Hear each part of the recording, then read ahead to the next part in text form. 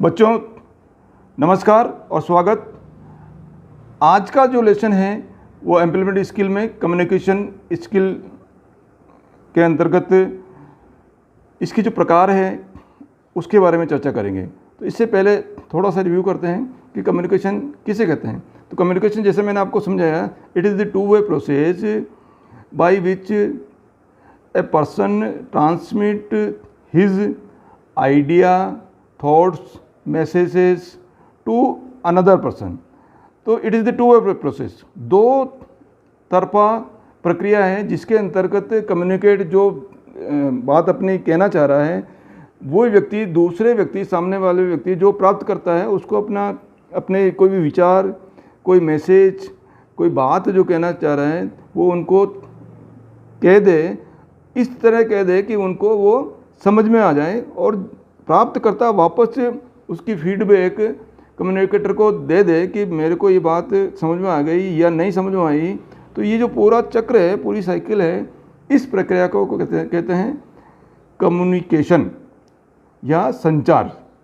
अब कम्युनिकेशन के types of communication, कितने प्रकार के कम्युनिकेशन होते हैं, इस पर चर्चा करते हैं। कम्युनिकेशन मुख्यतः 3 प्रकार के होते हैं। पहला जो है वर्बल, सेकंड रिटन और थर्ड नॉन वर्बल। वर्बल का मतलब मौखिक संचार, दूसरा रिटन का मतलब लिखित संचार, नॉन वर्बल का मतलब अमौखिक संचार। अब एक एक करके इस पे समझने का प्रयास करते हैं इनको। पहला जो है वो है वर्बल कम्युनिकेशन। वर्बल कम्युनिकेशन जो मैं आपसे बात कर रहा हूँ वो वर्बल कम्युनिकेशन है। अपनी बात सामने वाले से सीधे सीधे शब्दों के द्वारा, मुख्य द्वारा जो बात की जाती है, जो कम्युनिकेट कर रहे हैं, तो उसको कहते हैं वर्बल कम्युनिकेशन। तो ये वर्बल कम्युनिकेशन फ़ोन के द्वारा भी हो सकता है, आमने सामने व्यक्ति होते हैं तो बातचीत करके वहाँ भी हो सकता है, क्लास के अंदर जब गुरुजी आपको अध्यापन करवा रहे हैं तो वो वर्बल कम्युनिकेशन ही है। इसी तरह से बड़ी बड़ी सभाओं के अंदर संत है, गुरु है, बड़े बड़े नेता हैं या मोटिवेशनल स्पीकर है, तो ये बड़ी बड़ी सभाएं करते हैं। तो वो उनका जो सभाएं करने का जो तरीका है वो इस मौखिक संचार के अंतर्गत आता है, वो वर्बल कम्युनिकेशन ही है। इसलिए वर्बल कम्युनिकेशन आपको करना अच्छी तरह से आना चाहिए। वर्बल कम्युनिकेशन के क्या लाभ हैं?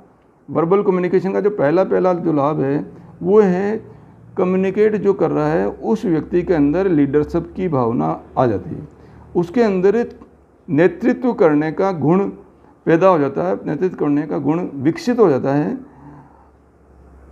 इसके कारण से वो अपनी बात बहुत अच्छी तरीके से कह सकते हैं। दूसरा जो फ़ायदा है वो है वर्बल कम्युनिकेशन सस्ता है। वर्बल कम्युनिकेशन आपस में बात करने के लिए कोई विशेष अलग से किसी धन की आवश्यकता नहीं होती है, तो इसलिए ये रिटन कम्युनिकेशन के वनस्पत सस्ता है। क्योंकि रिटन कम्युनिकेशन में जो लिखने में जो है कागज़ है, स्याही है, पेन वगैरह है, उनकी भी आवश्यकता पड़ती है, तो उसके अंदर जो खर्चा होगा वो होगा। लेकिन यहाँ पे आपका कोई विशेष खर्चा नहीं होता है। वर्बल कम्युनिकेशन स्पष्ट है। मैं अभी आपको मेरी बात कह रहा हूँ या गुरुजन आपकी कक्षा के अंदर बात कह रहे हैं, तो वो आपको समझ में आई कि नहीं आई, वो आपको स्पष्ट हुई कि नहीं हुई, वो तुरंत उसी समय मालूम पड़ जाता है। इसमें कोई संदेह नहीं रहता है। कोई संदेह यदि होता है तो उसको तुरंत, उसका निराकरण तुरंत प्रभाव से हो जाता है। तो इसलिए संदेह नहीं होता है और स्पष्ट जो है वो इस कम्युनिकेशन के द्वारा होता है। वर्बल कम्युनिकेशन में टाइम की बचत होती है, समय की बचत होती है, क्योंकि इसमें लिखने के लिए अलग से समय नहीं देना पड़ता है। उसमें जो समय लगने वाला वो समय इसके अंदर नहीं लगता है, इसलिए इसके अंदर समय की बचत होती है। दूसरा है, और नेक्स्ट जो है इसका है, वो जो रिसीवर है या जो प्राप्त करता है उसकी जो प्रतिक्रिया है, फीडबैक, कम्युनिकेटर को जो फीडबैक है वो हैंड टू हैंड मिल जाती है कि आपने जो बात मेरे को समझाई है या विचार व्यक्त किए हैं या आप जो कहना चाह रहे हो वो मेरे को कितना समझ में आया या नहीं आया, और यदि समझ में आया तो किस लेवल पे आया, तो वो उसकी फीडबैक तुरंत जो है वो हैंड टू हैंड मिल जाती है। तो ये तो रहे आपके वर्बल कम्युनिकेशन के फ़ायदे, लाभ। अब वर्बल कम्युनिकेशन के कुछ डिसएडवांटेज भी है।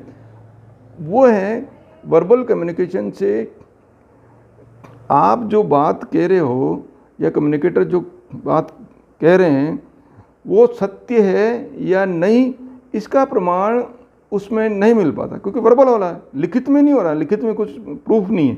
इसलिए वो उन्होंने सत्य कहा या असत्य कहा या उसमें उसका वैध है अवैध है, तो इसका प्रमाण वर्बल कम्युनिकेशन में नहीं मिलता, जबकि ये रिटन कम्युनिकेशन में हो पाता है।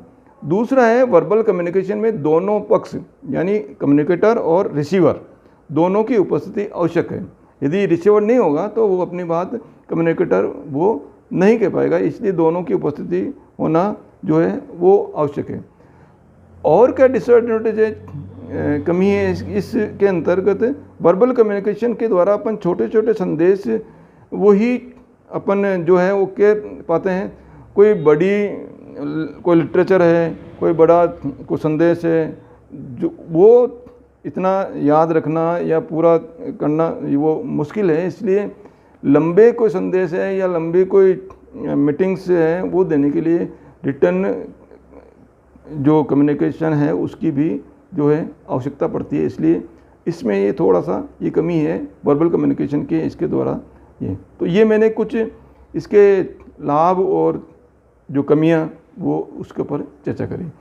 नेक्स्ट जो कम्युनिकेशन है वो है रिटन कम्युनिकेशन, लिखित। अब कुछ कम्युनिकेशन है जो वो हम लिखित में करते हैं, कोई भी संदेश लिखित में देते हैं। जैसे अपन किसी को पत्र भेज रहे हैं वो लिखित में दे रहे हैं, ईमेल कर रहे हैं लिखित में दे रहे हैं। तो अपनी बात को लिखित में कहना वो रिटन कम्युनिकेशन के अंतर्गत आता है। उसके अंदर कागज़, पेन, स्याही या अन्य उपकरण की जो है वो आवश्यकता पड़ती है। अब इसके लाभ क्या है? लाभ क्या है कि रिटन कम्युनिकेशन इम्पोर्टेंट है। जितनी भी बुक्स है, जितना भी लिटरेचर है वो, या व्यावसायिक जितने भी कार्यकाज है वो सब क्या है रिटन कम्युनिकेशन के द्वारा ही होते हैं। इसके अलावा जितने भी एडवर्टाइजमेंट हो रहे हैं, होर्डिंग्स लगे हुए हैं, फ्लैक्सीज लगी हुई है, पैम्पलेट्स लगे हुए हैं, आपके जो अखबार है वो न्यूज़पेपर है, वो भी क्या है रिटन कम्युनिकेशन का ही एक एग्जाम्पल है।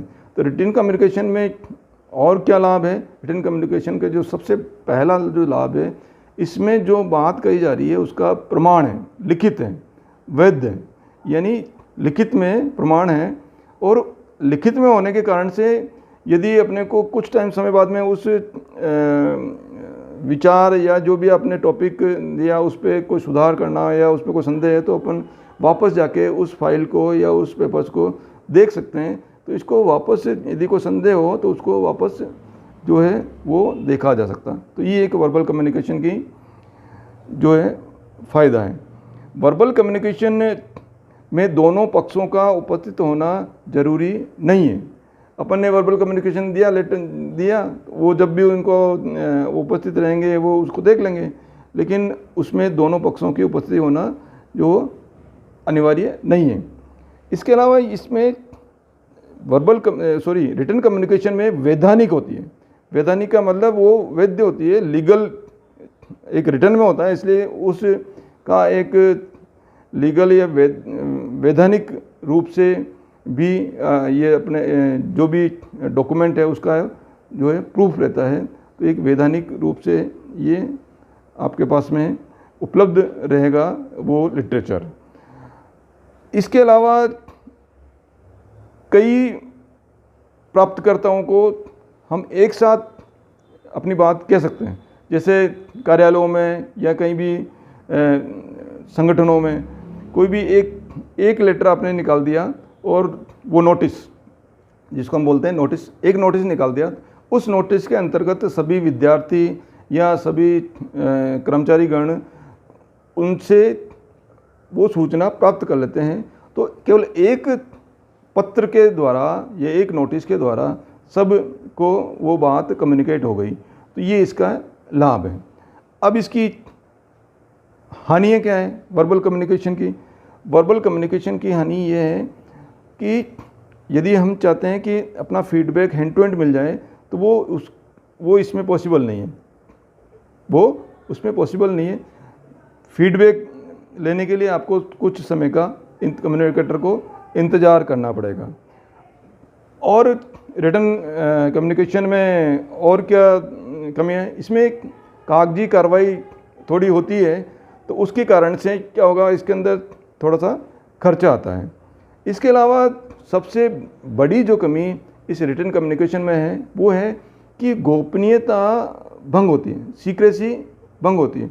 आपने कोई भी लिटरेचर या कोई भी मैसेज आप दे रहे हो तो मैसेज वो क्योंकि रिटर्न में है और वो सबके सामने है, कभी भी पढ़ा सकता है, कोई भी पढ़ सकता है, इसलिए रिटर्न कम्युनिकेशन वो है वो गोपनीय, उसको रखना थोड़ा सा मुश्किल है। तो ये कुछ इसके लाभ और कुछ हानियाँ हैं। इसके अलावा जो रिटर्न कम्युनिकेशन के जो एग्जांपल है वो मैं बताऊँ आपको। ईमेल जो है वो रिटर्न कम्युनिकेशन का एग्जांपल है। ईमेल में क्या करते हैं, इसमें कंप्यूटर और इंटरनेट कनेक्शन की आवश्यकता पड़ेगी। कंप्यूटर पे आप अपना मेल आईडी आपको बनाना पड़ेगा, मेल आईडी के द्वारा आप उस पर अपना जो भी मैसेज है या लिटरेचर है वो आप उसको मेल पर डालेंगे। इंटरनेट के द्वारा जिनकी मेल आईडी जो है पासवर्ड के द्वारा वो उनको मेल को इनबॉक्स को खोल के उसके अंदर वो चेक करके उसकी हार्ड कॉपी निकाल लेते हैं। तो ये ईमेल रिटर्न कम्युनिकेशन का एक बेस्ट एग्जामिनेशन है जो आजकल मैक्सिमम काम में लिया जा रहा है। और इसका ईमेल जो है तुरंत इसकी स्पीडली जो है वो कम्युनिकेट हो जाता है। इसके अलावा है पत्र आज से 15-20 साल पहले से या लंबे समय से पत्रों के द्वारा ही अपनी सूचनाओं का या अपने विचारों का आदान प्रदान हम लोग करते रहे हैं। इसमें पत्र जो अपनी बात कहना चाह रहा था वो पत्र लिखता, उसके बाद डाक विभाग के द्वारा वो पत्र जिनको जाना था वो वहाँ जाना होता है, वो पढ़ते हैं, अपनी को प्रतिक्रिया वापस दूसरे पत्र के द्वारा वापस वो प्रतिक्रिया अपने को भेजते हैं। तो इसमें थोड़ा सा पहले ये दिनों लग जाते थे, समय लग जाता था, जो आजकल बिल्कुल आपका मिनटों के अंदर वो ईमेल के माध्यम से हो गया है। इसके अलावा है फैक्स भी क्या है, एक रिटन कम्युनिकेशन का एग्जांपल है। फैक्स में क्या होगा, फैक्स एक मशीन होती है जिसमें हम अपने कोई भी हस्तलिखित हाथ से लिख के या टाइप पे लिख के जो भी मैटर है वो उस फैक्स मशीन के अंदर आप उसमें डालते हैं। फैक्स मशीन उसको रीड करके वो ट्रांसमिट करती है अपने कम्युनिकेट को, और दूसरे शहर या दूसरे व्यक्ति के पास में उनके पास भी फैक्स मशीन होनी चाहिए। उस फैक्स मशीन के द्वारा वो वापस से जो वो लिटरेचर है वो वहाँ प्रिंट करके निकल जाता है। तो ये है फैक्स मशीन। ये ईमेल से पहले फैक्स मशीन ही के द्वारा जो फैक्स है वो ही काम में लिए जाते थे। इसके अलावा नोटिस, जैसे मैंने बताया आपको, नोटिस कम्युनिकेशन का एक माध्यम है। जो बड़े बड़े जो संगठन हैं, बड़े बड़े ऑफिस हैं, उसके अंदर कोई सूचनाएं ऐसी हो जो कॉमन सूचनाएं हैं जो सबके लिए हो, तो वो अपने एक डिपार्टमेंट या ऑफिस के द्वारा, मैनेजमेंट के द्वारा एक पत्र पे, एक लेटर के ऊपर वो निकाल दी जाती है और उस नोटिस को सर्कुलेट लगा देते हैं या नोटिस बोर्ड के ऊपर लगा दिया जाता है ताकि सब उसको नोट कर सके। इसलिए एक ऑर्डर के द्वारा, एक पत्र के द्वारा सभी व्यक्तियों के पास में वो सूचना पहुंच जाती है। तो ये है रिटन कम्युनिकेशन का प्रकार, मैंने बता दिया, और उसके क्या लाभ है, क्या हानियां हैं, इसके ऊपर हमने चर्चा करी। इसके अलावा रिटन कम्युनिकेशन के बाद में आया है non verbal communication. Non verbal communication का मतलब अमौखिक कम्युनिकेशन। कुछ बातें अब अमौखिक कम्युनिकेशन में आपको शब्दों का प्रयोग नहीं करना है। हम मुख से कोई शब्द बोलेंगे नहीं, केवल इशारों में, फीडबैक में, अपना बॉडी लैंग्वेज, अपने फेस के एक्सप्रेशन, अपने हाथों का जो चलन है, चेहरे का हाव भाव है, इसके द्वारा हम हमारी बात को कह सकते हैं। अब जैसे मैंने बताया, कक्षा के अंदर आप क्लास हो रही है और बाहर से आप आए, आपने हाथ किया, इसका मतलब है आपके गुरुजन जो भी पढ़ा रहे हैं वो समझ गए कि आप अंदर जाना चाह रहे हो। तो ये आपने जो बात कही, न आपने कोई शब्द का प्रयोग किया और आपके गुरुजन ने भी कोई शब्द का प्रयोग नहीं किया, आपके गुरुजन ने भी बस केवल हाथ इस तरह से इशारा कर दिया, तो आप समझ गए। इसी तरह से कक्षा में आप बैठे हैं, कक्षा के अंदर लेसन आपको पढ़ाया जा रहा है और आपने हैंड रेज किया, इसका मतलब गुरुजन को समझ में आ गया कि बच्चे को कोई न कोई क्वेश्चन पूछना है, तो गुरुजी ने केवल ये इशारा किया, इसका मतलब कि आप पूछ सकते हैं। इसी तरह से कक्षा के अंदर बैठे बैठे आप को वॉशरूम जाना है, तो आपने केवल अपने शब्दों का प्रयोग नहीं किया, केवल आपने इसका प्रयोग किया और आपके गुरुजन ने कह दिया, ठीक है। तो इससे क्लास डिस्टर्ब नहीं हुई, दूसरी क्लास डिस्टर्ब नहीं हुई, केवल आप जो कहना चाह रहे हो आपने अपना संकेत के द्वारा अपना जो बात है वो कम्युनिकेट कर दी, और जो प्राप्तकर्ता जो आपके गुरुजन हैं उन्होंने प्राप्त करके वापस आपको फीडबैक दे दिया कि उन्होंने भी ऐसे इशारा ऐसे कर दिया। तो इसमें शब्दों का कहीं उपयोग नहीं हुआ। तो शब्दों के द्वारा ये हम जो अपनी बात कहना चाह रहे हैं और सामने वाले समझ जाएं, तो वो कम्युनिकेशन। इसके अलावा कोई बड़ी सभा हो रही है, बड़ी सभा में आवाज़ आ रही है दूर से, बहुत बड़ा 15-20 हज़ार की संख्या है, आवाज़ आ रही है, तो यदि जो